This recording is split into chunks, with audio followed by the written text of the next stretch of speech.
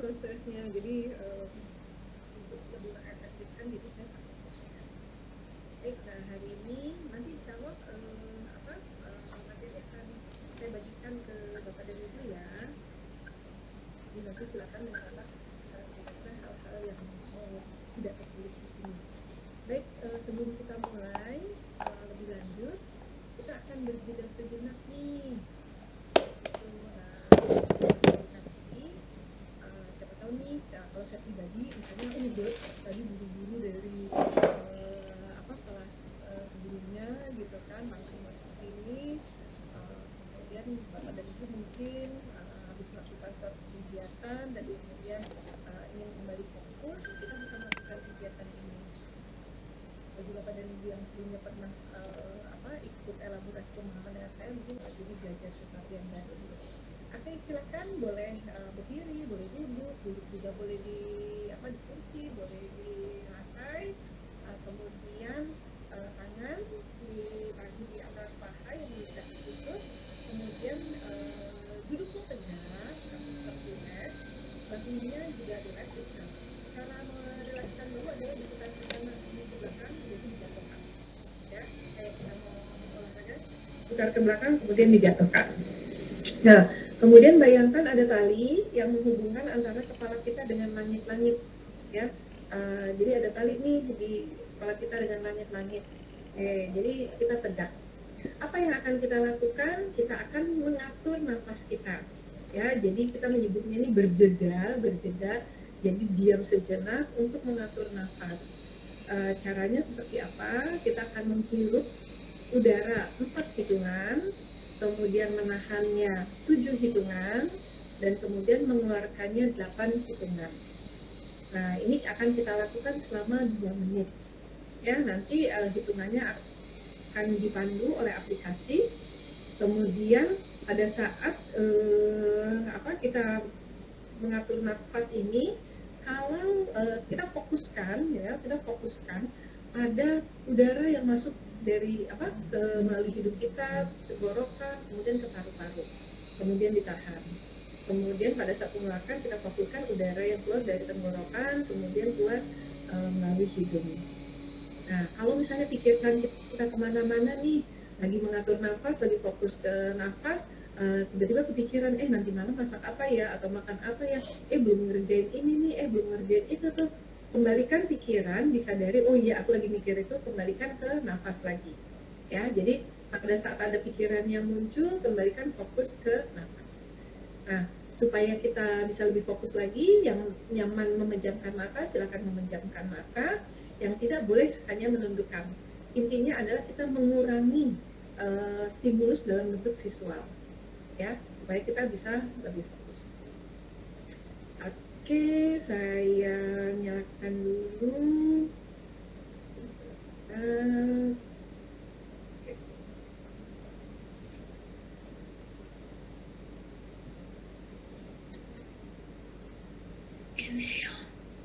Oke, apakah terdengar? Bapak dan Ibu boleh kasih jempol atau tanda gini? Terdengar? Oke, sip. Oke, kita mulai ya. Silakan tadi duduk, kaki di paha, bayangkan ada tali yang menghubungkan kepala kita dengan langit-langit. Silakan pejamkan mata, bahu dirilekskan. Kita akan mulai.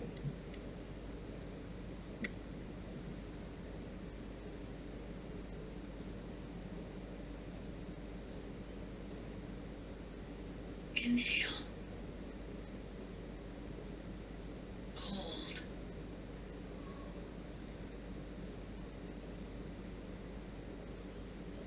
Exhale.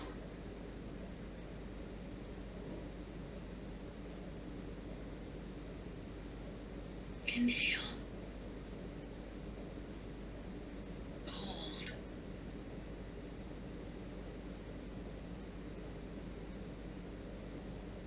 Exhale.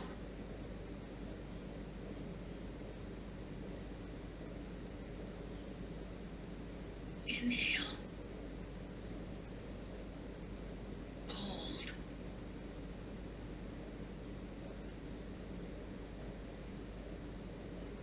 Exhale.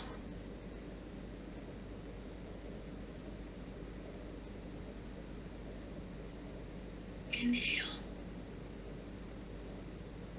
Hold.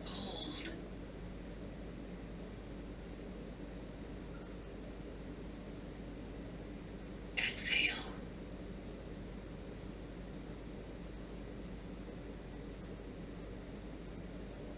Inhale. Hold.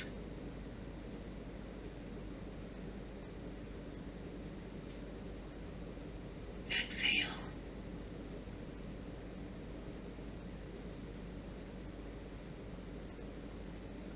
Inhale. Hold.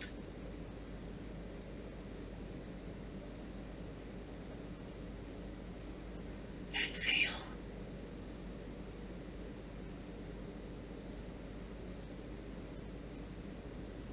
Inhale. Hold. Exhale.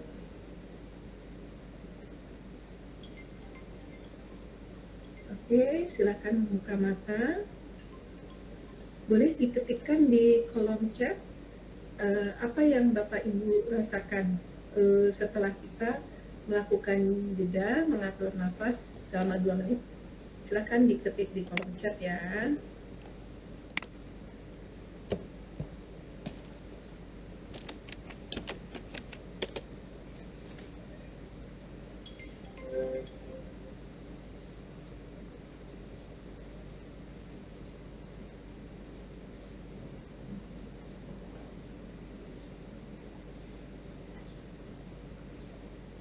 Lebih tenang, lebih rileks, tenang.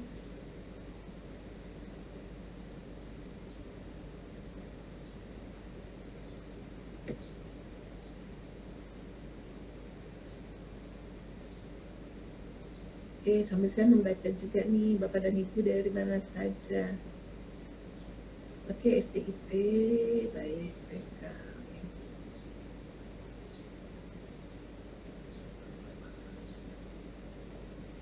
Lebih rileks ya.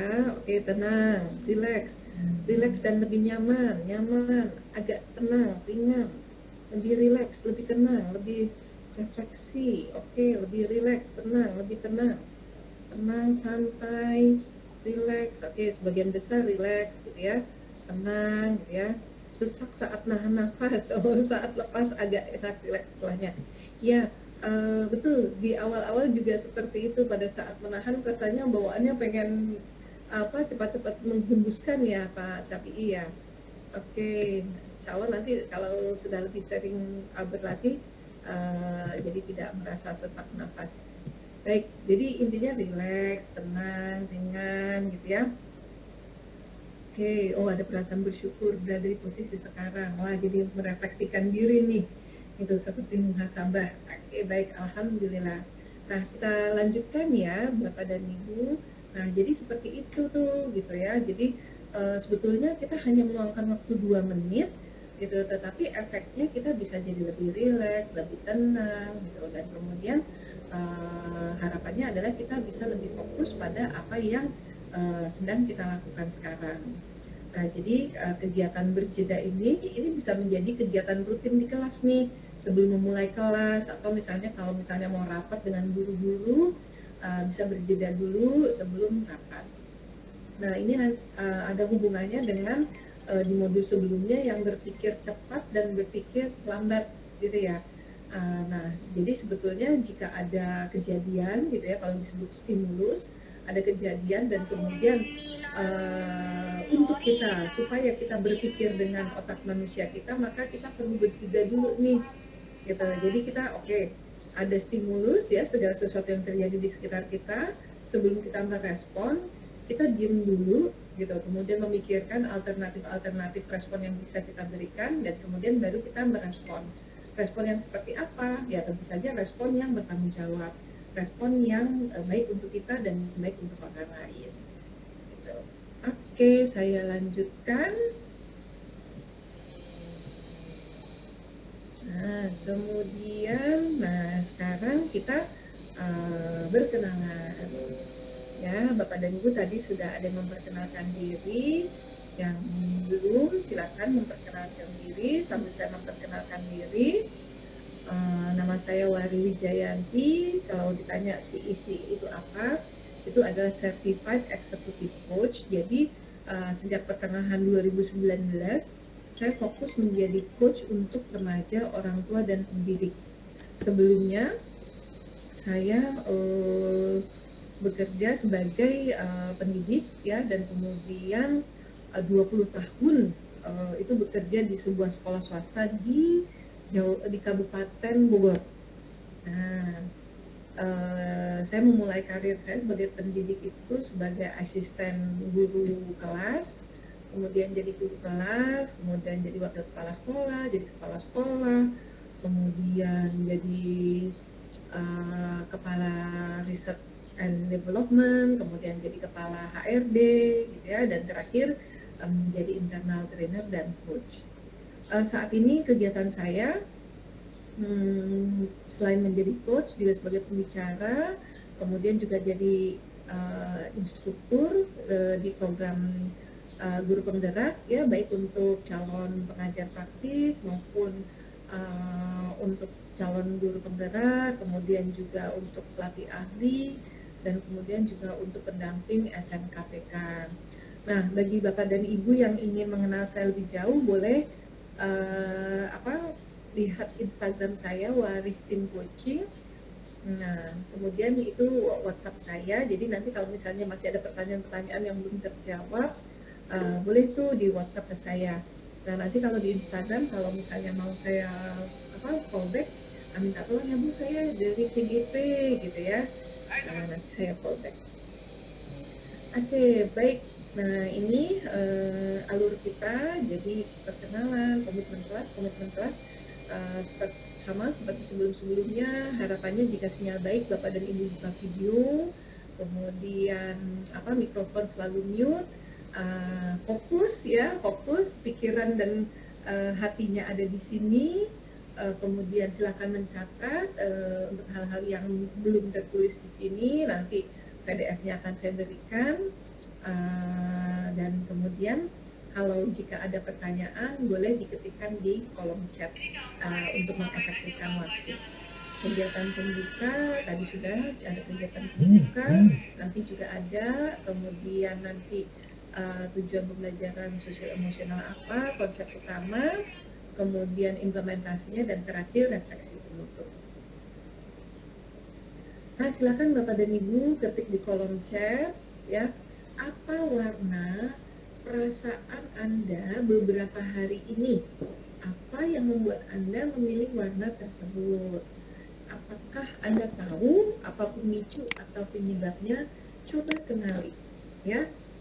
Nah, silahkan, itu ada emosi yang ada di roda emosi itu, silahkan kira-kira emosi mana nih yang beberapa hari terakhir ini yang dominan Bapak Ibu rasakan, dan kemudian apa penyebabnya? Silahkan diketik di kolom chat.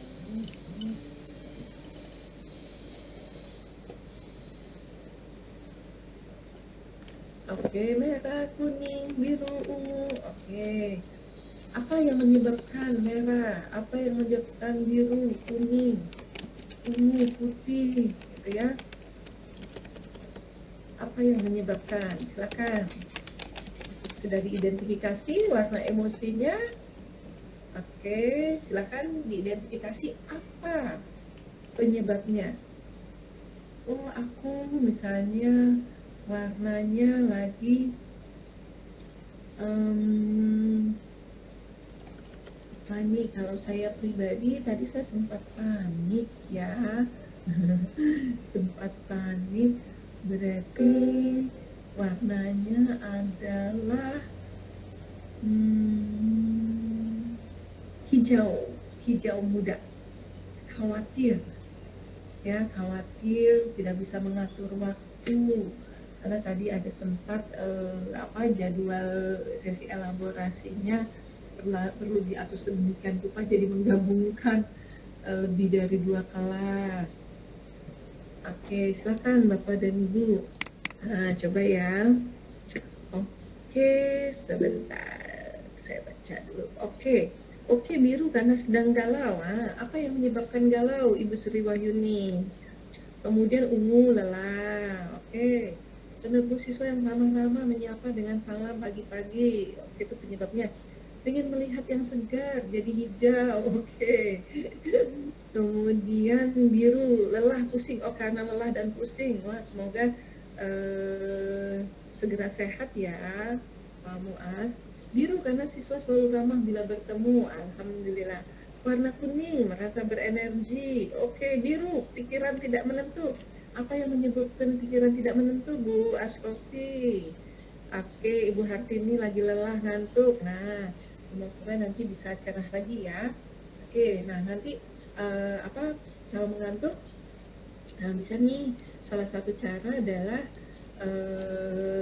minum air putih, kemudian tadi menghirup udara.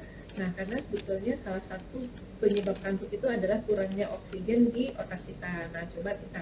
Tapi kalau misalnya kurang tidur ya berarti nanti setelah ini tidur, gitu ya. Biru karena sedang bingung. Oke, apa yang menyebabkan bingung, Ibu Rahmania? Oke, merah terlalu banyak aktivitas dan kegiatan melahai hati. Wah, semoga nanti bisa menemukan cara untuk bersemangat lagi. Oke, oh ada orange, kuning, hijau, 3 warna ini. Nano-nano jadinya ya Bu Nurmah ya. Oke, biru karena banyak pikiran. Apa yang menyebabkan banyak pikiran, Ibu Mawar? Ibu Mawar punya pikiran apa saja nih? Hijau lumut, khawatir karena Desember berbarengan dengan penilaian kinerja sekolah. Oke, capek, lelah, banyak aktivitas. Oke, semoga lancar kegiatan. Khawatir karena laptop lagi ada masalah. Oke, baik. Orangnya karena banyak deadline. Ya, nah jadi seperti itu ya Bapak dan Ibu, gitu ya. Kita coba nih identifikasi apa nih warna emosi kita, gitu, dan apa penyebabnya. Nah, karena ini akan menjadi bagian dari kesadaran diri kita. Nah, kita perlu sadar nih, oke, saat ini nih emosi apa sih yang sedang aku rasakan dan kemudian apa penyebabnya. Jika itu adalah emosi negatif, kemudian kita ingin menetralkan karena sudah tahu penyebabnya, maka kita jadi tahu bagaimana cara mengatasinya. Oke, saya lanjut dulu ya.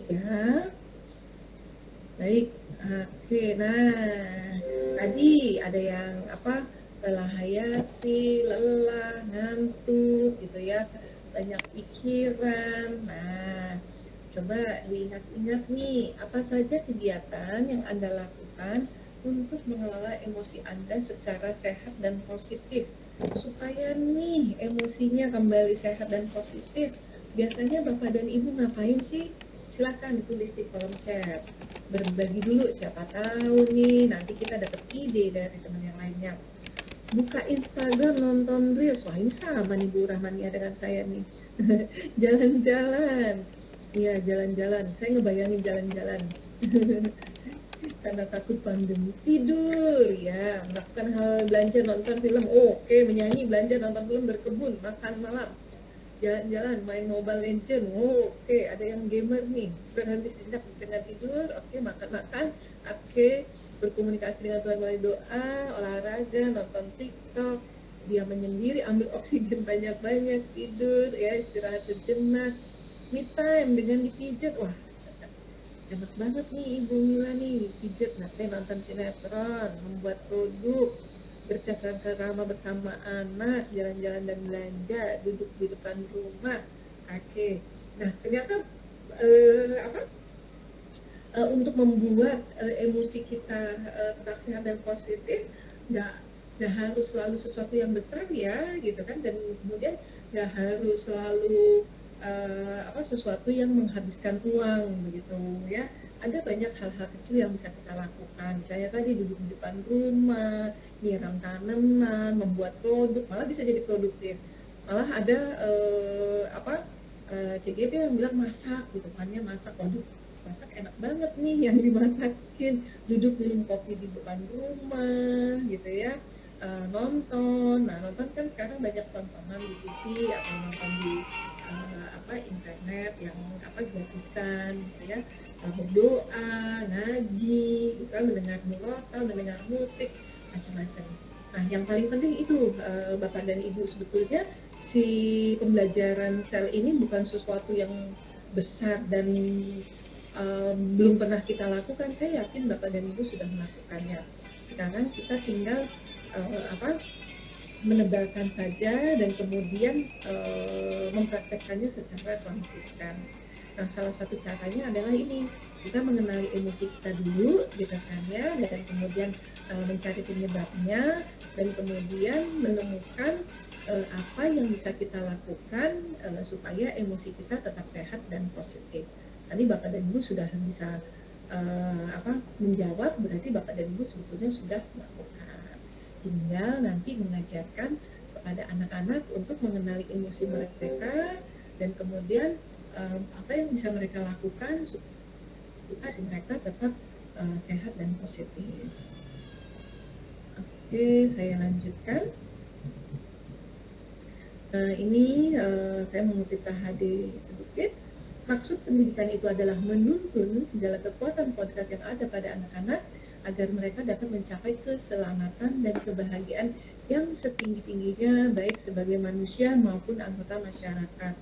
Jadi tujuan pendidikan di sini adalah agar murid kita nih, gitu ya, anak-anak kita bisa mencapai keselamatan dan kebahagiaan yang setinggi-tingginya, ya, baik sebagai manusia maupun anggota masyarakat.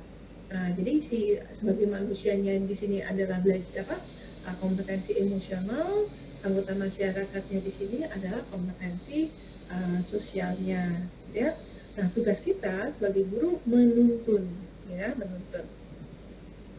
Nah, di sini disebutkan juga bahwa pendidikan merupakan daya dan upaya untuk memajukan bertumbuhnya budi pekerti, yaitu kekuatan batin atau karakter, pikiran, intelektual, dan tubuh anak agar dapat memajukan kesempurnaan hidup, yaitu kehidupan anak yang sesuai dengan dunianya. Jadi pendidikan itu merupakan daya upaya ya, gitu ya. Untuk apa? Nah, ini memajukan bertumbuhnya budi pekerti dan pikiran. Oke. Nah, ini hubungannya dengan modul 1.2 sudah kita pelajari bahwa kita tujuan kita adalah murid-murid kita memiliki profil pelajar Pancasila. Nah, bagaimana caranya? Yaitu kita mempengaruhi bagian bawah gunung es, yaitu nilai-nilai, kepercayaan, pola pikir, dan itu bagaimana caranya? Caranya adalah dengan kebiasaan. Tadi caranya adalah dengan memahami dirinya sendiri. Caranya adalah dengan berinteraksi secara positif dengan orang-orang sekitarnya. Nah, pada saat itu sudah menjadi kebiasaan, gitu kan, maka profil pelajar Pancasila tadi itu bisa terwujud, gitu ya. Oke, nah ini modul ini ada untuk membantu CGP mengelola aspek sosial dan emosional dalam berperan sebagai guru, kemudian menerapkan pembelajaran sosial dan emosional di kelas, sekolah, dan komunitas. Jadi Bapak dan Ibu sebelum kita mengajarkannya ke anak, kita dulu nih yang melakukannya, gitu. Baru nanti kita menjadi teladan atau kita berbagi praktik baik terhadap kepada murid kita, kepada komunitas kita. Oke, berikutnya nanti ini bisa Bapak Ibu baca. Nah, ini kuncinya, ya, kunci dari modul ini adalah menumbuhkan kesadaran penuh yang dilandasi perhatian yang berkualitas, keterbukaan, rasa ingin tahu, apresiasi, refleksi, kepedulian agar dapat mengelola kompetensi sosial dan emosional, dan dapat menerapkan pembelajaran kompetensi sosial dan emosional bagi murid di kelas, sekolah, dan komunitas untuk terwujudnya well-being. Ya. Nah, ini poin khusus dari sesi kita adalah menggali ide-ide untuk mengkonsolidasi dan menumbuh kembangkan pembelajaran 5 kompetensi sosial dan emosional berbasis mindfulness baik di kelas, sekolah, dan komunitas sekitar. Oke, apa sih itu pembelajaran sosial emosional? Ya, nah, yaitu pembelajaran yang dilakukan secara kolaboratif seluruh komunitas sekolah. Ya, memang idealnya gitu ya, pembelajaran sosial emosional ini ya seluruh sekolah dan kemudian juga didukung oleh komunitas. Mulainya dari mana ya? Mulainya dari kita dulu ya, mulai dari diri sendiri. Baru setelah itu kita berbagi dengan orang-orang sekitar kita. Proses kolaborasi ini memungkinkan anak dan orang dewasa di sekolah memperoleh dan menerapkan pengetahuan, keterampilan, dan sikap positif mengenai aspek sosial dan emosional. Jadi harapannya nanti pertama memperoleh dulu nih pengetahuannya ya, kemudian menerapkannya, kemudian menjadikannya keterampilan, setelah itu dibarengi dengan sikap positif. Mohon maaf ya Bapak dan Ibu, izin dulu.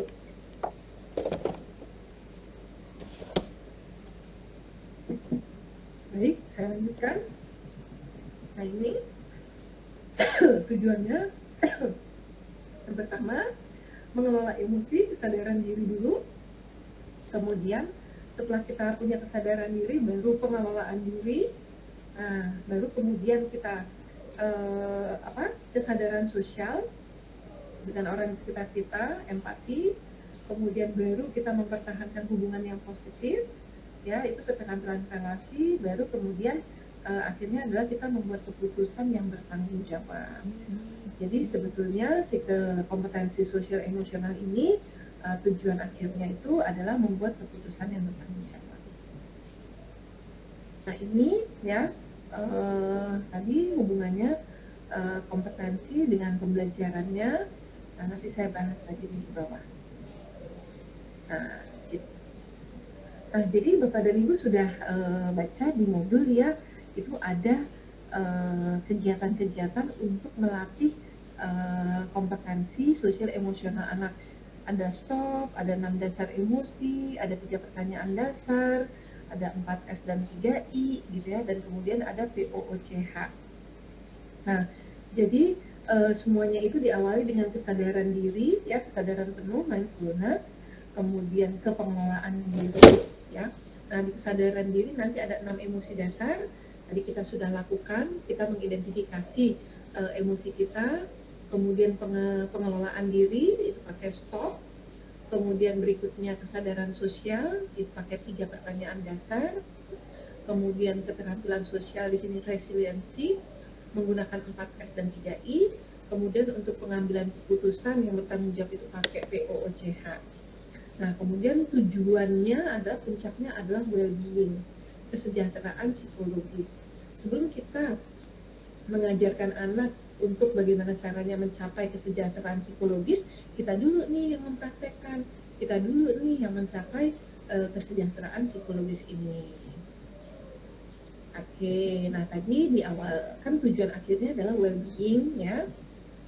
Apa sih itu well-being? Gitu. Nah, well-being adalah sebuah kondisi di mana individu memiliki sikap yang positif terhadap diri sendiri dan orang lain. Jadi sikap positifnya itu kedua ya, diri sendiri dan orang lain, bukan ke orang lain saja, ke diri sendiri tidak, atau kebalikannya, ke diri sendiri iya, tapi ke orang lain tidak. Jadi kedua-duanya, ke diri sendiri dan orang lain. Dapat membuat keputusan dan mengatur tingkah lakunya sendiri, ya.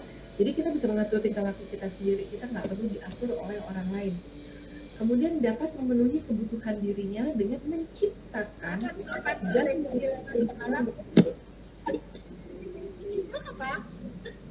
boleh di mute dulu. Bisa Ada Ya, kan? dan Ibu yang mikrofonnya terbuka boleh di-mute dulu.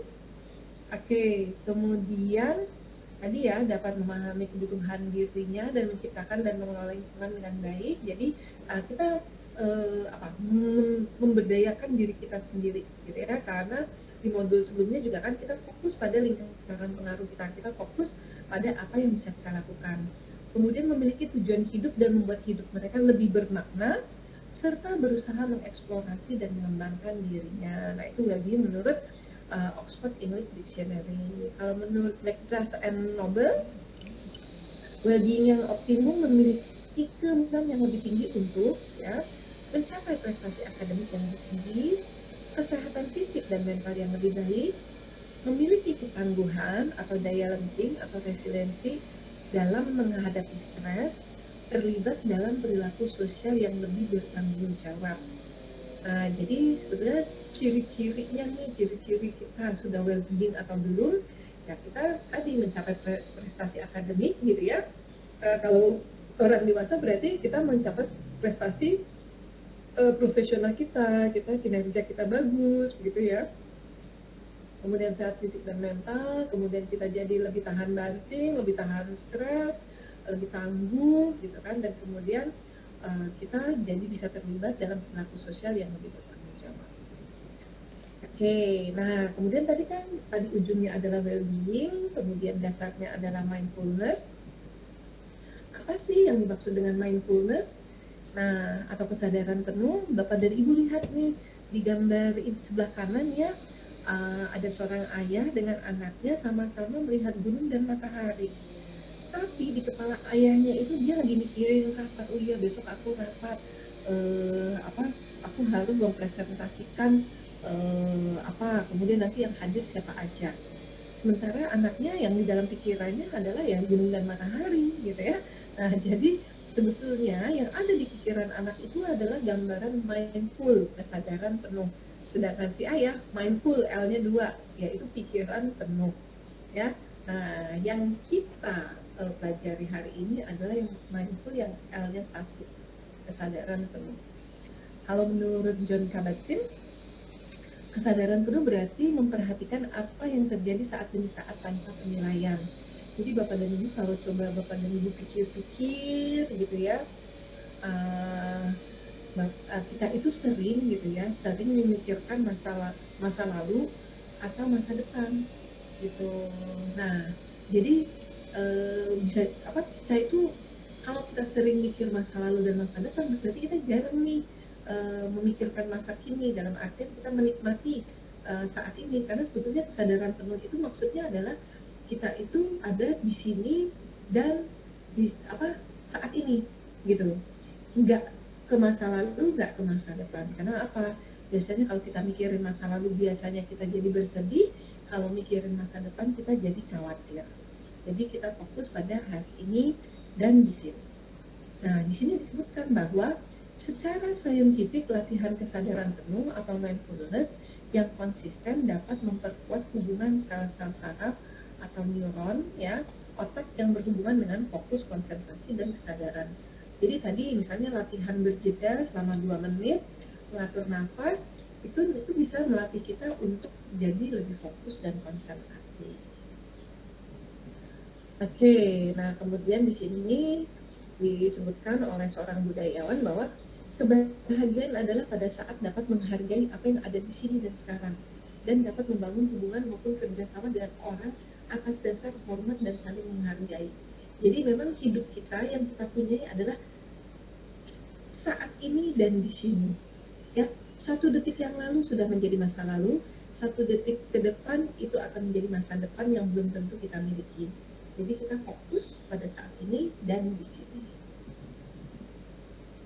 Oke, ini tadi sudah dibahas, ini juga sudah. Oke, nah kompetensi 1, Bapak dan Ibu nanti PDF-nya akan saya berikan ke Bapak dan Ibu ya. Oke, yang pertama Bapak dan Ibu sudah belajar di modul ya tadi kesadaran diri ya, pengenalan emosi. Tadi sudah ada warnanya, Bapak dan Ibu sudah mengidentifikasi juga apa penyebabnya. Nah, kalau berdasarkan Paul Ekman itu ada 6 emosi dasar. Ya, ada takut, ada marah, ada jijik. Mungkin teman-teman bingung jijik itu apa gitu ya. Kalau jijik ini dalam bahasa Inggrisnya itu disgust gitu ya. Disgust ini nggak hanya terhadap katakanlah makanan gitu kan, atau sampah, tetapi disgust ini juga bisa untuk situasi yang tidak menyenangkan atau perilaku orang gitu ya, itu kita juga bisa memiliki emosi disgust terhadap itu. Kemudian ada kaget, ada sedih, ada bahagia ya.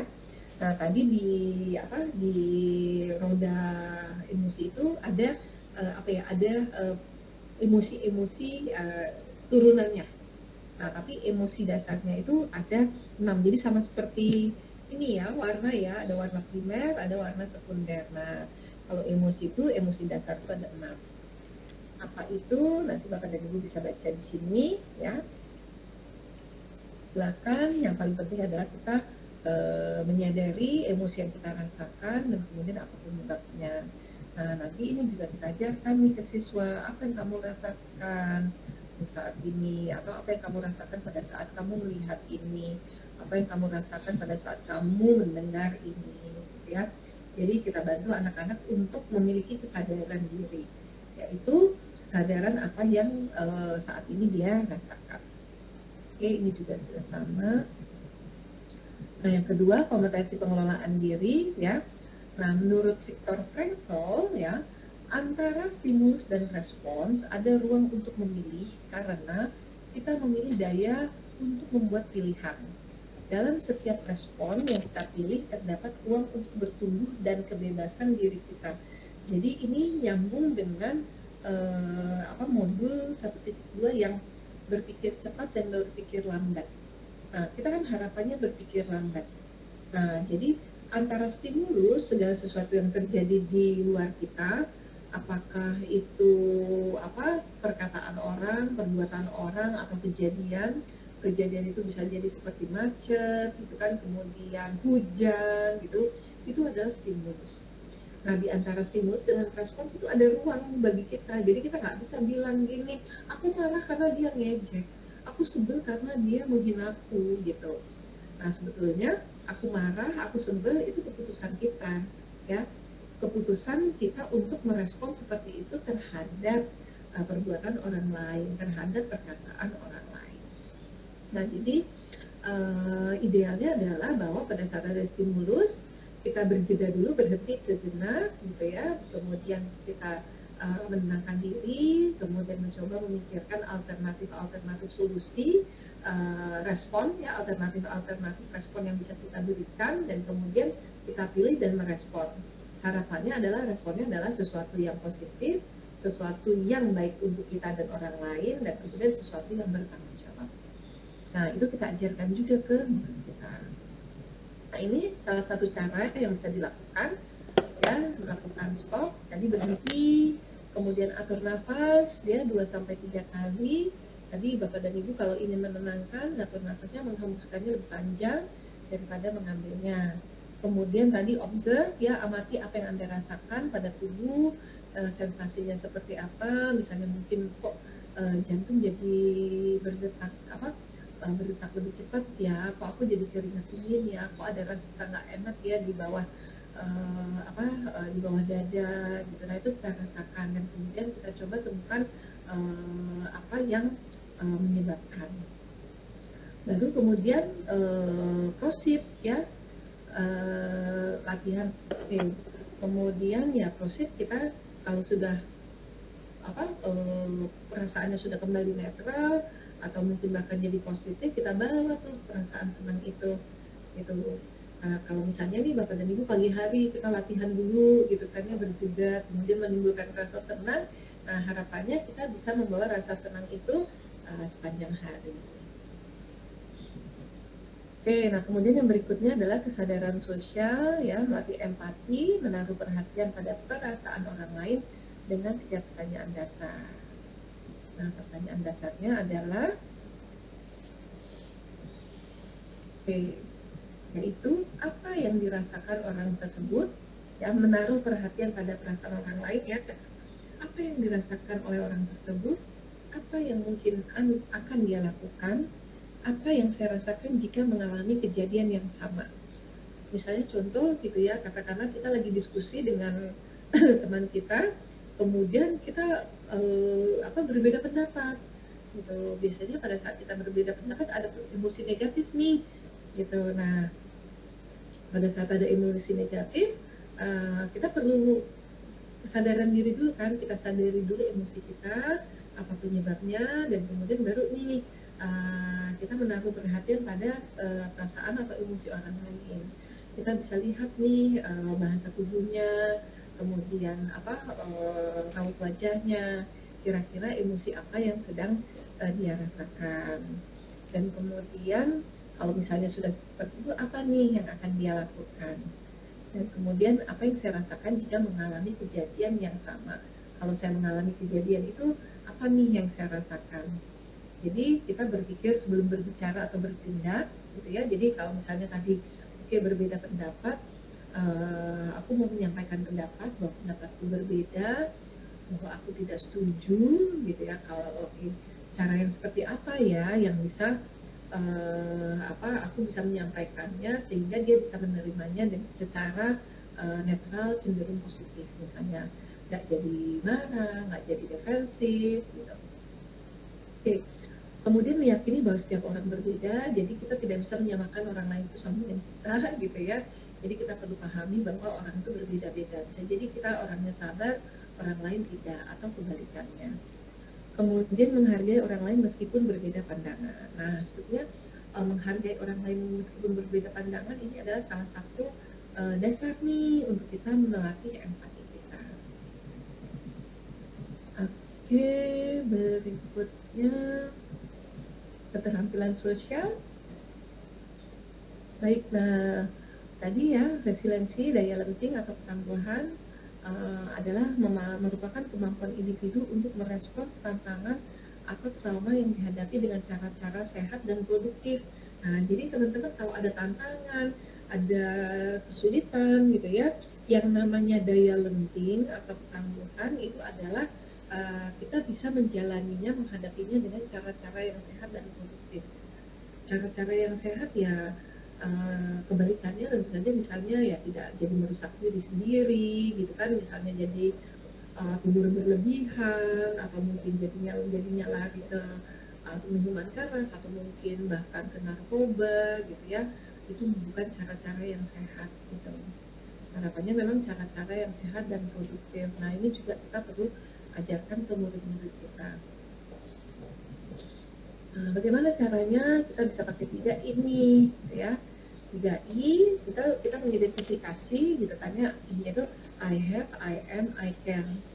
Oke, kita punya apa saja sih gitu kan, sumber resiliensi yang berhubungan dengan besarnya dukungan sosial dari lingkungan sekitar yang saya miliki. Apakah kita punya orang terdekat yang bisa mendukung kita gitu ya. Jadi kita lihat di sekitar kita punya apa nih gitu. Kemudian baru saya adalah ya, kita punya kekuatan apa dalam diri kita untuk membantu kita menjalani tantangan yang sedang kita hadapi. Kemudian saya bisa sumber resiliensi yang berkaitan dengan usaha yang dapat dilakukan oleh seseorang untuk memecahkan masalah menuju kekuatan diri, kemampuan menyelesaikan persoalan, keterampilan sosial, dan interpersonal. Nah, jadi kita fokus pada apa yang bisa kita lakukan. Kalau kita hubungkan dengan modul sebelumnya di 1.2, kita fokus pada lingkaran pengaruh kita. Kita fokus pada apa yang bisa kita lakukan. Murid kita tidak memperhatikan kita gitu kan ya.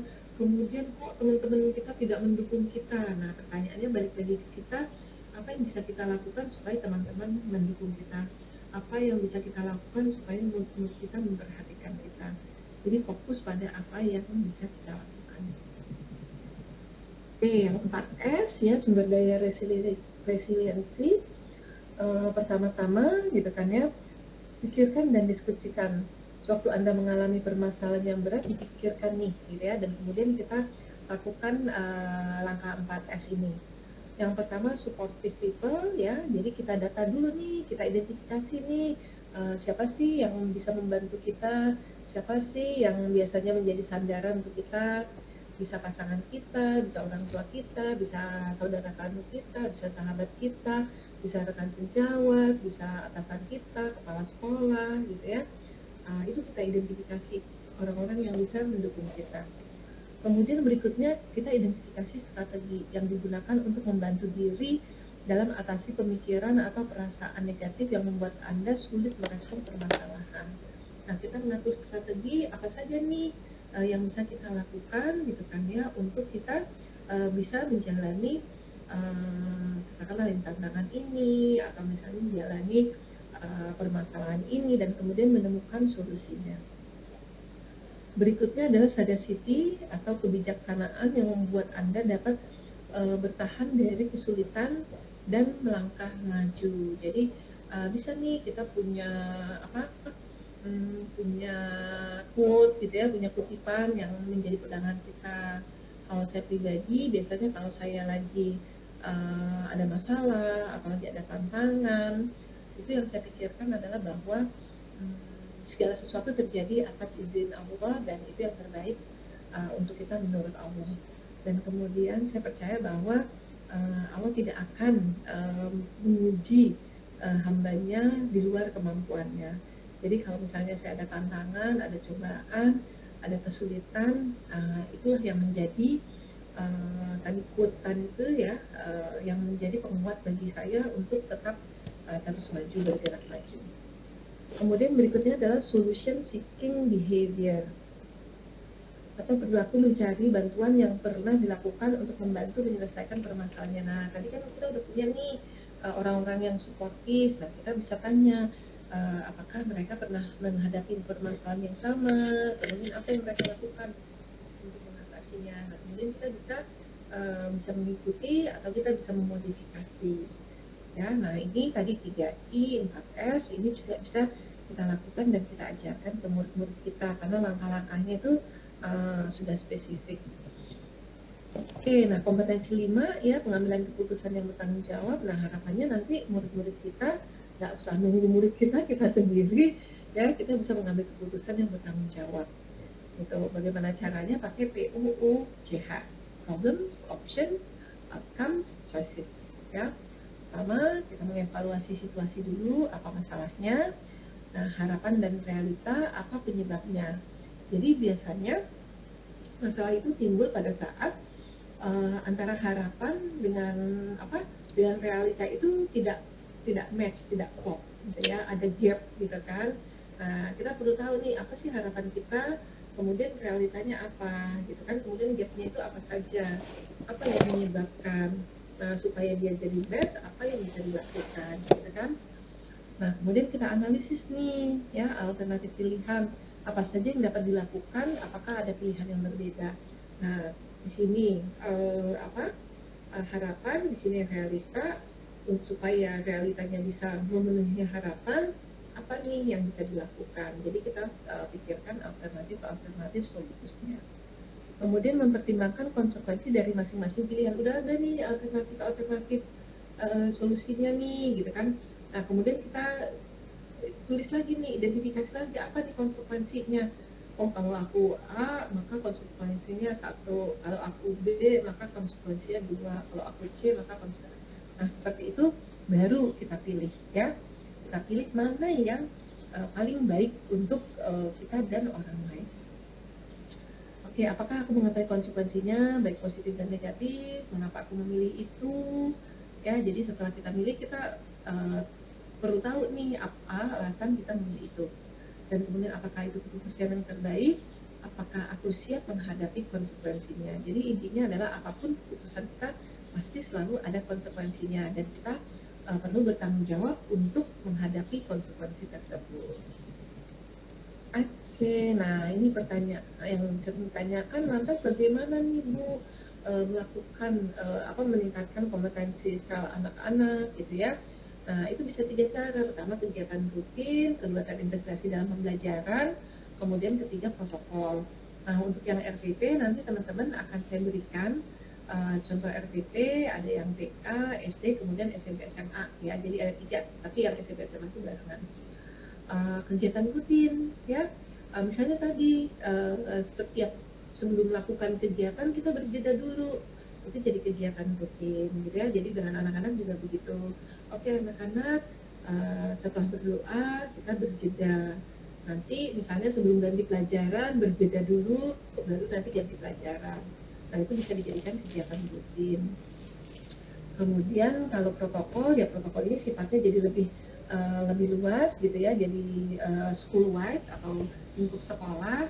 Ya di sini misalnya kan berdoa sebelum mulai kegiatan, kemudian menjaga ketenangan di ruang perpustakaan, berdoa di sholat, kan ya itu protokol. Nah, jadi sebetulnya intinya adalah untuk meningkatkan kompetensi sel anak-anak itu kita bukan mikir sesuatu yang besar dan lama, kita bisa memikirkan sesuatu yang kecil dan sebentar. Salah satu contohnya adalah tadi kita berjeda 2 menit untuk mengatur nafas. Itu sesuatu yang kecil yang bisa dilakukan, tapi dampaknya besar. Ya, tadi teman-teman sendiri sudah merasa rileks, merasa lebih tenang. Ya, nah harapannya nanti setelah anak-anak rileks, tenang, jadinya bisa lebih fokus. Nah, ini profil belajar Pancasila. Saya lewatkan saja, karena teman-teman sudah memahaminya. Oke, nah berikutnya ini juga tadi sudah ya, 5 kompetensi sosial emosional. Oke, silakan Bapak dan Ibu yang ada pertanyaan boleh diketik di kolom chat. Kita masih punya waktu berarti sampai jam 16 ya. 16 saya berarti di Bapak dan Ibu jam 17. Oke, saya stop sharing dulu ya. Apakah sudah ada pertanyaan? Oke, sudah ada nih. Bapak dan Ibu boleh ya diketik pertanyaannya. Nah, oke. Dari Ibu Istiqomah. Untuk pembelajaran pengelolaan emosi siswa, apakah hanya melalui teknik stop atau ada teknik-teknik lain yang bisa dilakukan pembelajaran atau di luar pembelajaran? Nah, jadi tidak hanya stop gitu ya. Tadi aja kita sudah ada 5 atau 6 ya tadi ya. Tadi kan mengenali emosi gitu kan, dan kemudian ada stop, kemudian ada 3I, ada 4S, ada BOOCH. Nah kemudian nanti Bapak dan Ibu bisa lagi menemukan sumber-sumber lain gitu kan, di internet, atau mungkin berbagi berdiskusi dengan teman yang lain. Nah, bisa jadi nih teman-teman sebelum belajar ini, ternyata aku sudah melakukan sesuatu dan itu masuk ke sosial emosional gitu. Misalnya contoh nih gitu, pada saat Bapak dan Ibu bisa menyadari emosi yang saat ini dirasakan, itu tuh sudah kompetensi emosional. Berarti Bapak dan Ibu menyadari diri. Dan kemudian pada saat merasa emosi negatif, kemudian Bapak dan Ibu dengan secara sengaja gitu kan ya, berusaha mengatasinya, menetralkannya, atau membuatnya positif dengan tadi ada yang duduk di depan teras, ada yang menonton, ada yang berolahraga gitu ya. Nah, kemudian ada yang berwudu, kemudian ada yang berdoa, ada yang mendengarkan musik. Itu juga kompetensi sosial emosional. Nah, kemudian bagaimana dalam pembelajaran nanti Bapak dan Ibu saya berikan di RTP, tapi di sini saya berbagi sedikit. Nah, sebenarnya pada saat kita ngomong kompetensi sosial gitu, pada saat kita di proses belajarnya itu memfasilitasi anak untuk bekerja berpasangan, kemudian bekerja kelompok, itu sebetulnya sudah memasukkan pembelajaran yang untuk mengasah kompetensi sosialnya gitu ya. Dan kemudian misalnya meminta anak untuk melakukan refleksi diri setelah misalnya mendengarkan sebuah cerita atau mendengarkan puisi gitu ya. Oke, apa perasaan kamu pada saat mendengarkan puisi tersebut gitu, bagian mana yang membuat kamu merasakan itu juga sudah melatih kompetensi emosional anak gitu. Jadi bukan sesuatu yang besar wah gitu ya, tetapi sesuatu yang kecil dan bisa dilakukan. Begitu Bu Istiqomah, semoga bisa menjawab ya. Oke, berikutnya Ibu Dana, apa berbahaya bagi anak jika dia tidak bisa atau tipe anak PAUD yang tertutup, yang menekan perasaannya atau tidak pernah mengutarakannya dan mengekspresikan emosinya? Sebentar saya izin minum dulu ya. Nah, Ibu Dana, sebetulnya begini, ini akan terjadi seumur hidup kita. Jadi seumur hidup kita, jadi tidak hanya anak TK gitu kan. Apakah berbahaya atau tidak? Mungkin saya tidak menyebutnya bahaya, tetapi kita anggap saja itu sebagai efek negatif gitu ya. Nah, jadi ini saya cerita pengalaman saja bahwa saya punya 2 anak perempuan yang berbeda. Yang satu, apapun yang ada di kepala dia itu pasti diomongin gitu kan ya. Yang kedua, anak kedua kebalikannya gitu kan ya. Kalau nggak dicolek nggak ngomong tuh gitu, jadi cenderung untuk menyimpan perasaannya. Oke. Jadi sebetulnya sih memang yang baik adalah kita tetap gitu kan ya mengekspresikan apa yang kita rasakan gitu. Caranya yang perlu kita perlu kita atur gitu, jangan sampai nih gitu kan caranya itu membuat orang lain jadi memiliki emosi negatif.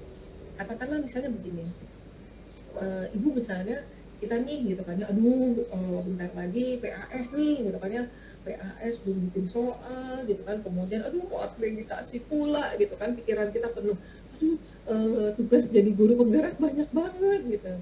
Nah kemudian ada yang cenderung menekan gitu ya, menyimpan dalam hati, ada yang cenderung langsung cari teman, nah gitu kan ya, kemudian semua ditumpahkan. Nah, sebetulnya memang yang sehat adalah gitu ya, yang sehat adalah mengeluarkan. Jadi ibaratnya panci presto gitu ya, pressure cooker gitu kan. Kan pressure cooker itu kan ada lubang kecil sedikit supaya tekanannya keluar. Nah, memang yang sehat adalah seperti itu. Gitu. Nah, tinggal dicari bagaimana caranya supaya pada saat mengeluarkan itu tidak memberikan dampak negatif bagi orang-orang di sekitarnya. Karena kalau misalnya kita suka mengeluarkan unek-unek, kadang-kadang itu mempengaruhi orang yang di sekitar kita, jadi memiliki jadi timbul emosi negatif. Nah, bagaimana nih dengan yang pendiam gitu ya? Yang berarti yang pendiam perlu sering-sering diajak ngobrol gitu ya. Oke, Ade, apa yang kamu rasakan? Ibu lihat gitu, kamu apa? Terlihatnya mulutnya ke bawah nih. Apa nih yang sedang dipikirkan? Nah, jadi kita bantu anak-anak untuk tadi mengenali emosinya.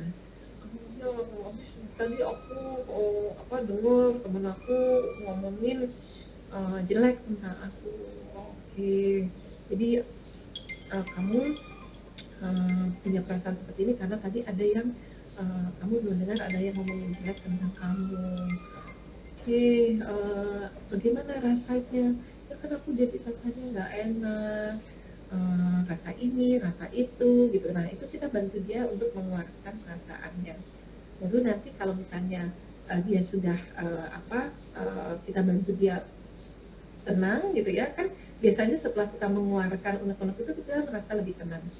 Nah, nanti baru nih kalau dia sudah siap, baru kita ajak supaya bisa lebih positif. Oke, kamu maunya apa? Bahkan aku pengennya aku juga seneng, aku gak pengen nih temen aku ngomongin. Oke, kalau temen kamu ngomongin, memang itu ya dia berhak untuk bicara seperti itu, tapi kira-kira nih kalau misalnya nanti ada yang ngomongin jelek lagi, kamu pun lebih sedih sih, tapi sedihnya supaya nggak lama-lama apa yang bisa dilakukan. Jadi kita buka jalur komunikasi dan kemudian bantu anak untuk mengenali emosinya, bantu anak untuk mencari penyebabnya, kemudian bantu anak untuk mengubah emosi itu menjadi netral atau bahkan positif. Oke, begitu ya Bu Dana. Nah, nanti bagaimana caranya ke anak PAUD? Nanti Ibu bisa menyesuaikan ya. Misalnya kalau misalnya belajar dan mengenali emosi bisa pakai tuh gambar ya, gambar smiley face atau baca blur wajah marah atau merah gitu kan. Setiap pagi bisa ditanya, oke, apa yang kamu rasakan pagi ini, coba tunjukkan gitu kan, atau tempel nama kamu di gambar wajah yang saat ini misalnya menggambarkan perasaan kamu. Nah, bisa seperti itu. Semoga cukup menjawab ya Bu Darna ya. Oke Bu Titi, Sangat sama. Oke Ibu Titi, bagaimana pendapat Ibu bila ada orang yang meluapkan emosi dengan cara memecahkan benda? Oke. Nah jadi sebenarnya begini ya. Tadi kalau kita mau mengembalikan ke ke modul 1.4 ya, disiplin positif, Bapak dan Ibu mungkin ingat gitu ya bahwa semua perilaku itu adalah untuk memenuhi kebutuhan dasar ya. Kebutuhan dasar dia apa nih? Kebutuhan dasar psikologisnya apakah power gitu kan, apakah love, apakah freedom, apakah fun. Itu bahasa Indonesianya apa yang saya lupa ya. Power itu kan bisa kekuasaan, kemudian cinta, kemudian kesenangan atau kebebasan. Apa nih yang sedang dia penuhi? Nah, yang paling penting untuk dipahamkan ke anak-anak adalah bahwa kamu memenuhi kebutuhan dasar kamu dengan cara yang orang lain tetap bisa memenuhi kebutuhan dasarnya. Ini agak complicated pada saat dia sudah dewasa dan dia sudah punya duit nih, titik. Kalau misalnya barang-barangku sendiri kok yang aku pecahin, yang beli juga aku gitu kan, jadi kita nggak bisa bilang nih gitu kan ya bahwa itu merugikan orang lain gitu.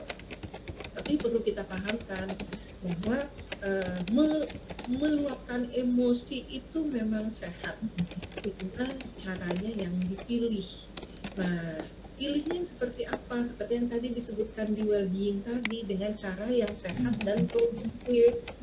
Kalau misalnya banting barang itu gitu kan ya, menurut dia seperti apa gitu, mungkin dia sehat gitu, tapi apakah produktif? Ya mungkin uangnya dia jadi berkurang aja gitu ya, dan kemudian mungkin dampaknya orang lain yang dengar juga mungkin jadi timbul emosi negatif. Nah, kalau dari saya pribadi, usulan saya adalah tetap buka jalur komunikasi, cari tahu nih gitu, apa sebab dia melakukan itu, dan kemudian kita ajak diskusi gitu. Yang intinya adalah apakah ada cara lain bagi kamu untuk meluapkan emosi kamu, tapi dengan cara yang tadi lebih sehat dan produktif gitu ya, barang tetap aman gitu ya, jadi kamu juga nggak perlu beli lagi gitu kan kalau pakai uang sendiri. Nah kalau misalnya masih pakai uang orang tua, ya, supaya uangnya bisa ditabung untuk hal lain yang lebih bermanfaat. Kira-kira seperti itu ya Bu Titi, semoga menjawab ya. Oke, baik. Kemudian berikutnya Ibu Nikmatul Husna. Oke, bagaimana cara penilaian untuk pembelajaran sosial emosional bagi murid? Nah, kalau saya pribadi, pembelajaran sosial emosional itu kalau saya tuh lebih memilih itu tidak dinilai, tetapi seandainya misalnya kesepakatan di sekolah atau keputusan sekolah itu perlu dinilai, maka bisa dimasukkan ke aspek penilaian sikap. Dan kemudian kalau saya pribadi rekomendasinya adalah kita fokus pada usaha si anak gitu. Karena gini deh gitu kan ya, Bapak dan Ibu kita sudah berusia 20, 30, 40, 50 gitu kan, ada saat-saat dimana kita tetap merasakan emosi negatif gitu kan. Nah, bahwa itu sebetulnya PR kita seumur hidup gitu. Nah, jadi kita lihat niat anak, keinginan anak, kemudian niat prosesnya. Dan kemudian kalaupun misalnya perlu ditulis, saya sih lebih cenderung itu lebih kepada narasi gitu. Jadi bukan nilai ABC gitu, atau mungkin baik, cukup, kurang gitu ya. Kalau saya lebih cenderung sifatnya narasi, dan kemudian narasinya pun yang memberdayakan, yang membantu anak untuk lebih bisa lagi gitu kan, mengatur emosinya, lebih bisa lagi untuk mengasah keterampilan sosial. Begitu Ibu Nikmatul Husna ya, semoga bisa terjawab. Oke, bagaimana menghadapi anak yang suka berlebihan dalam mengungkapkan emosinya? Oke. Ibu Hartini boleh buka mikrofon. Apa berlebihan yang dimaksud yang seperti apa nih Bu? Ya. Jadi saya punya anak-anak itu, anak saya itu kadang kalau dia marah dia langsung teriak sekencang-kencangnya. Okay. Misalnya dia nangis sekeras-kerasnya, dan pada saat itu dia tidak bisa didiamkan. Jadi terpaksa saya, kalau dia seperti itu, saya diam dulu, dengarkan dulu. Tapi sering terjadi kayak gitu, tidak apa itu tidak menyelesaikan masalah kayak gitu. Ada sering juga saya ajak ngomong, dia misalnya kenapa seperti itu ya, mengungkapkan perasaannya gitu. Oke. Kalau berdasarkan pengamatan Ibu gitu, pada saat kapan dia mengungkapkan emosinya secara berlebihan? Ada kejadian apa yang memicu? Misalnya kalau ada sesuatu yang dia inginkan, kemudian dia tidak bisa mendapatkannya, atau misalnya dalam kesusahan belajar, marah-marah kayak gitu. Oke. Mungkin supaya saya bisa lebih bisa menjawab, boleh dikasih contohnya nggak Bu? Misalnya dia ingin apa? Kemarin itu dia marah-marah, anak saya itu pelajaran fisika, dia tidak bisa. Padahal dia sebenarnya belum bertanya kepada saya, belum minta tolong gitu. Dan tiba-tiba dia marah-marah langsung gitu. Ya, langsung saya datangin, tanya kenapa, ini susah banget katanya. Kok teriak sekencang-kencangnya gitu. Oke. Ya. Oke, nah ini saya itu pendiam orangnya, tapi sekalinya mengeluarkan emosi ya seperti itu. Iya, betul. Nah, jadi memang yang apa ya, kita paham betul masing-masing orang berbeda-beda, dan kemudian masing-masing orang mengekspresikan emosinya dengan berbeda-beda gitu ya.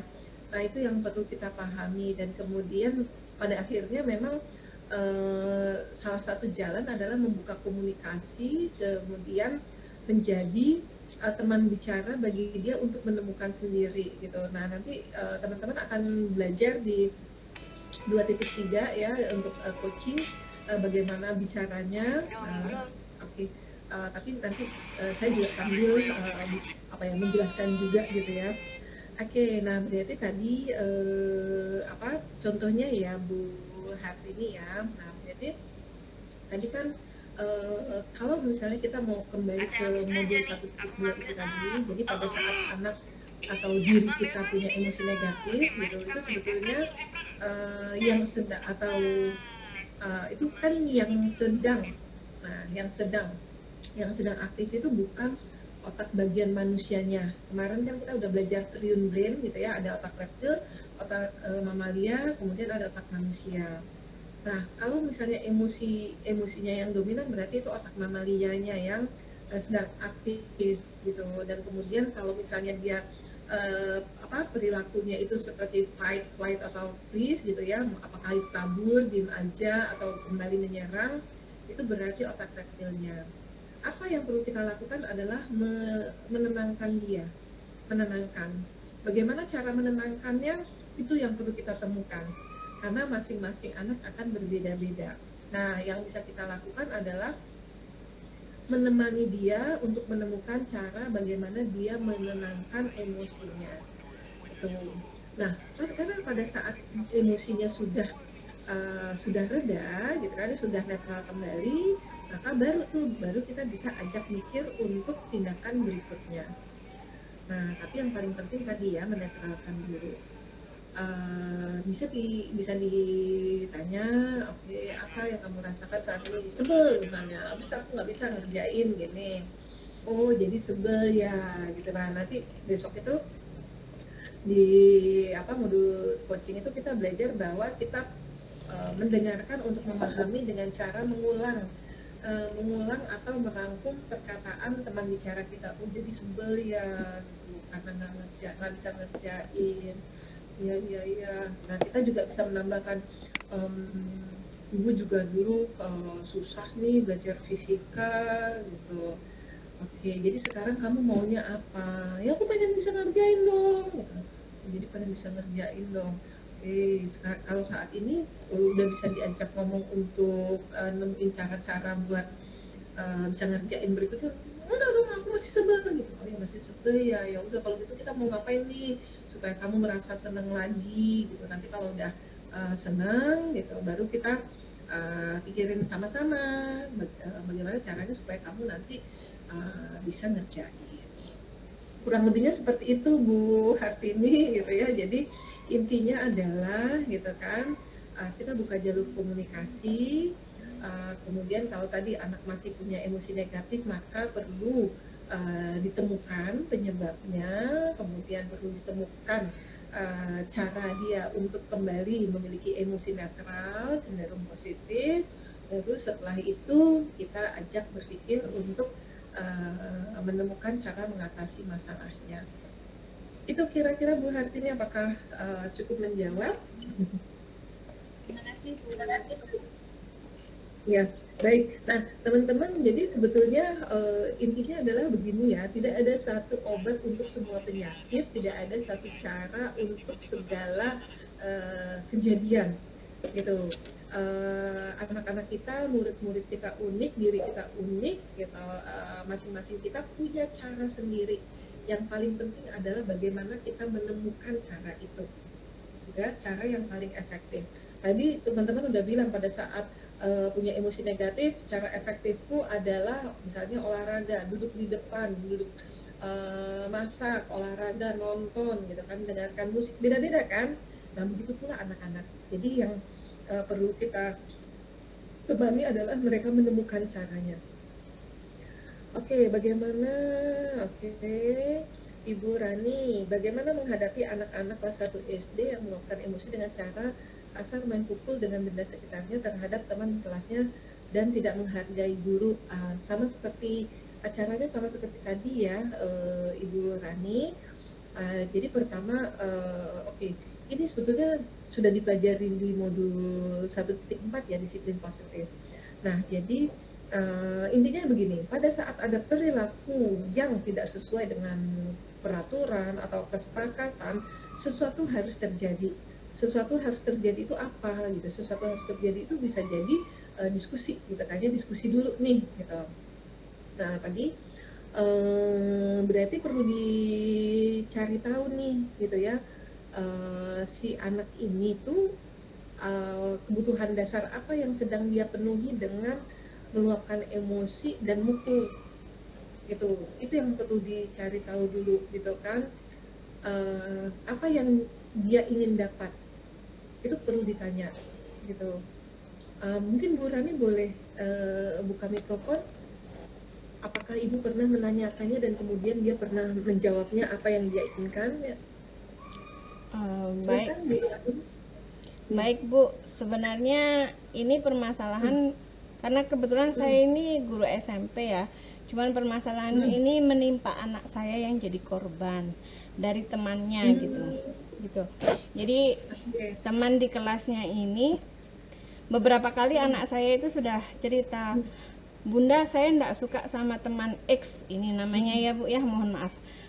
Karena dia perilakunya kasar, terus beberapa kali pulang itu cerita sama adiknya, mulai dari topinya dibuang, tempat makannya sampai pecah, terus ditendang, uangnya disobek. Nah itu seperti apa saya ibaratnya gini Bu, sebagai orang tua harus bagaimana gitu. Nah kalau misalkan saya khawatirnya gini, ketika saya ingin bertemu sama orang tuanya takutnya merasa tersinggung.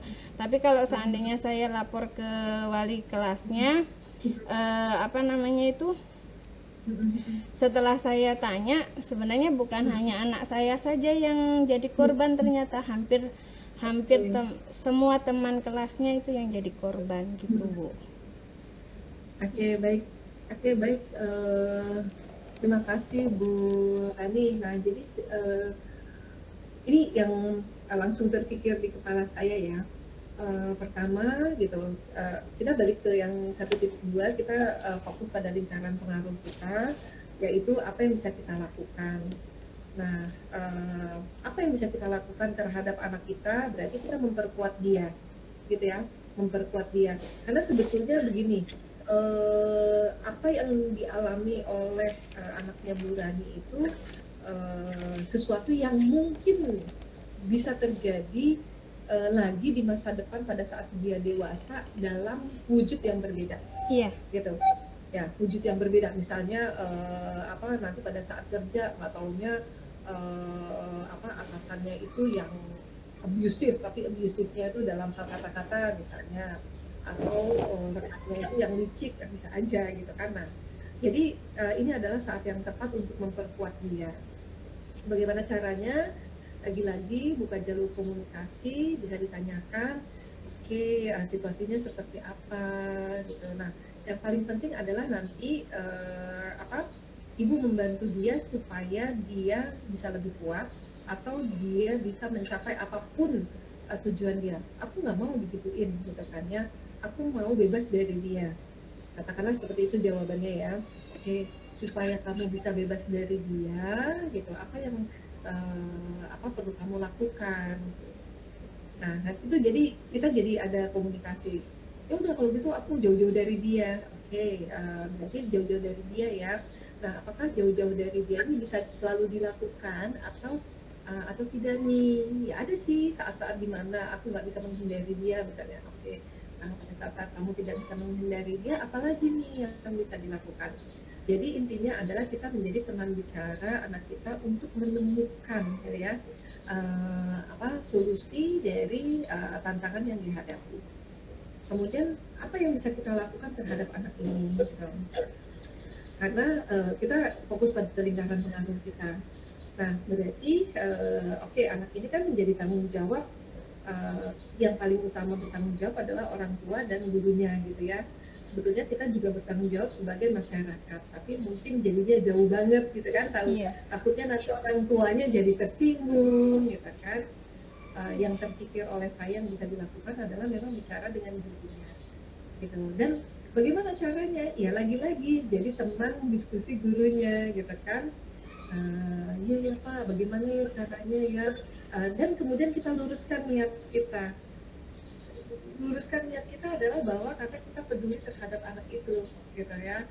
Bagaimana nih supaya anak ini bisa bersikap lebih baik dari saat ini gitu. Pada saat dia bersikap lebih baik saat ini kan berarti teman-temannya jadinya bisa katakan aman dari dirinya gitu ya. Gitu.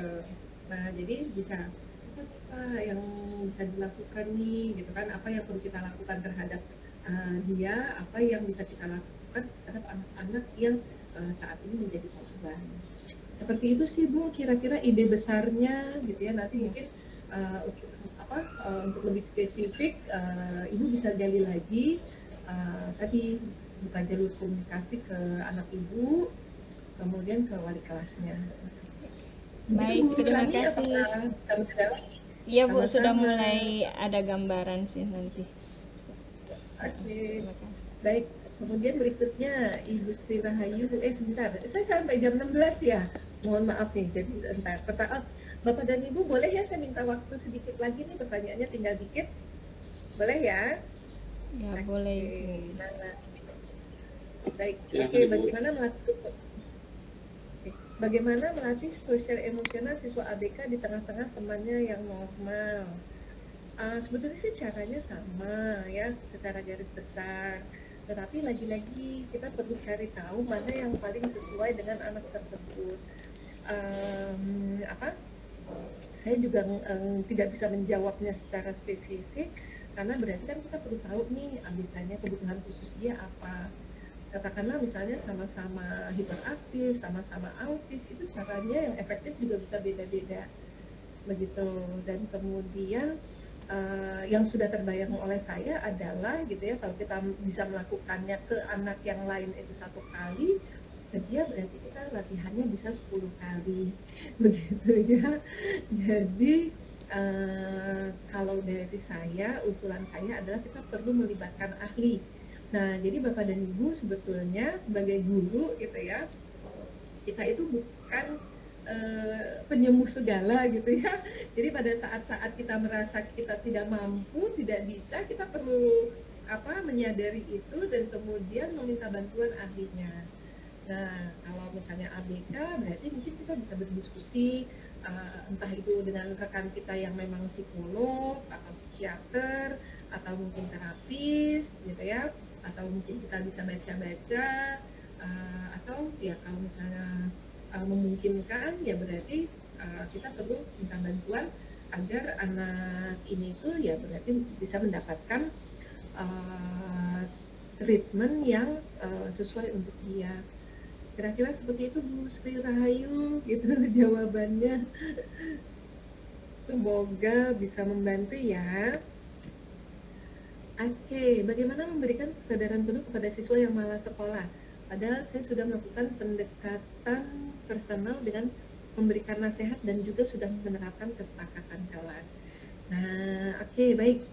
Nah, Ibu Mawar, oke, Bu Mawar boleh buka mikrofon?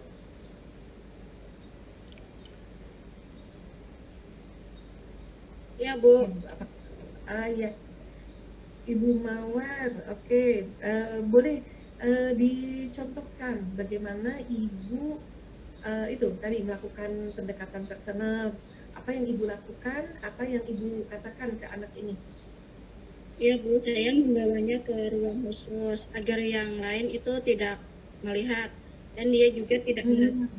Kemudian saya beri dia nasihat secara baik, beri secara ramah tamah, memberi nasihatnya. Tetapi dia tidak mau peduli, Bu, tetap dia malas untuk sekolah. Oke. Apa yang dia katakan Bu pada saat Ibu menasehati dia? Dia mengatakan iya, saya bersedia, tidak malas lagi, saya turun kembali. Tapi kenyataannya Bu, dia ada alasan untuk tidak hadir, katanya sakit. Padahal kata teman-teman itu dia tidak sakit, dia hanya alasan lain, Bu. Oke, baik. Oke Bu Mawar dan teman-teman yang lain. Oke, ini bukan lagi-lagi ini bukan jawaban spesifik gitu ya, Bapak dan Ibu perlu menyesuaikannya dengan situasi dan kebutuhan masing-masing anak. Nah, yang pertama-tama perlu kita pahami dan kita pahamkan ke anak adalah Bapak dan Ibu sudah belajar restitusi disiplin diri gitu. Nah, restitusi disiplin diri di modul 1.4 itu dikembangkan dari teori choice theory-nya William Glasser. Kalau Bapak dan Ibu ingat, kita perlu mengubah paradigma gitu ya. Nah, jadi menurut William Glasser bahwa kita tidak bisa mengontrol orang lain tidak bisa mengontrol kita gitu ya. Kita hanya bisa mengontrol diri kita sendiri. Nah, itu perlu kita pahami dan kita pahamkan ke anak. Nah, lagi-lagi kita buka jalur komunikasi nanti di modul 2.3 Bapak Ibu akan belajar lagi bagaimana cara bicaranya. Kita tanya, ini saya berbagi tentang apa yang saya lakukan pada saat saya mengcoaching remaja ya, gitu. Kita tanya, kalau kamu nanti dewasa, gitu ya, kalau kamu uang tidak menjadi masalah, waktu tidak menjadi masalah, kamu ingin lakukan apa sih? Gitu. Biasanya tuh jawaban anak itu, aku pengen jadi orang sukses, aku pengen jadi orang kaya. Gitu. Oh oke, kamu ingin jadi orang kaya ya, misalnya kaya gitu ya. Kamu ingin menjadi orang, atau misalnya aku mau jadi orang biasa-biasa aja. Oke, mau jadi orang biasa-biasa aja ya. Oke, kira-kira umur berapa tuh kamu ingin mencapainya? Umur 30-an lah. Oh oke, umur 30-an ya. Jadi umur 30-an kamu ingin jadi orang kaya. Oke, kamu membayangkan diri kamu tuh ada di mana? Oh, aku lagi ada di rumahku di tengah lapangan hijau gitu kan ya. Banyak sapi-sapi, banyak kuda-kuda. Nah, saya seperti itu. Oke, kalau umur 30-an kamu sudah jadi orang kaya, hidup di tengah lapangan hijau, banyak sapi, banyak kuda gitu. Itu berarti perlu kerja apa tuh sebelum itu gitu. Nanti ditarik lagi nih, oh jadi ya aku mau jadi ini nih, misalnya aku harus jadi programmer biar kayak Bill Gates. Berarti perlu seperti Bill Gates ya gitu kan. Oke, supaya bisa jadi seperti Bill Gates itu kuliahnya apa tuh bayangan kamu nanti tuh? Oke, nanti kuliah, oke, kalau misalnya nanti kuliahnya di situ berarti SMA-nya itu nanti perlu SMA di mana gitu. Jadi kita gali terus tarik. Akhirnya berarti supaya kamu nanti bisa di usia 30-an bisa kaya seperti yang tadi kamu sebutkan, berarti hari ini tuh apa yang bisa dilakukan? Gitu. Nah, harapannya adalah dia termotivasi sendiri. Jadi tadi ya, bahwa kita hanya bisa mengontrol diri kita tidak bisa mengontrol orang lain, itu berarti yang bisa memotivasi dia adalah dirinya sendiri.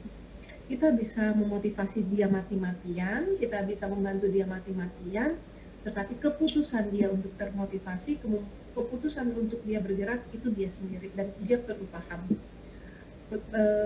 Kita perlu pahamkan kepada murid-murid kita bahwa apapun nanti yang ingin kamu capai nanti pada saat dewasa atau mungkin 2 tahun lagi, 5 tahun lagi, itu semua bergantung kepada kamu. Bapak ibu guru, orang tua kamu itu kalau di drama itu cuma supporting actor, kamu main aktornya gitu. Kami hanya bisa menolong kamu, tapi yang melakukan adalah kamu. Jadi kira-kira seperti itu Bu Mawar gitu ya. Jadi coba timbulkan motivasi dalam dirinya itu dengan mengajak dia mengingatkan dia akan tujuan hidupnya, akan cita-citanya dia, dan kemudian apa yang perlu atau bisa dia lakukan saat ini untuk mencapai tujuan dia atau cita-cita dia itu. Semoga berhasil ya Bu Mawar ya. Terima kasih Bu atas sarannya. Sama-sama. Oke, Bapak dan Ibu sekalian, pertanyaan sudah selesai. Oke, sekarang saya ingin mengajak Bapak dan Ibu untuk melakukan kegiatan berikutnya ya. Oke, sebentar. Saya share screen lagi.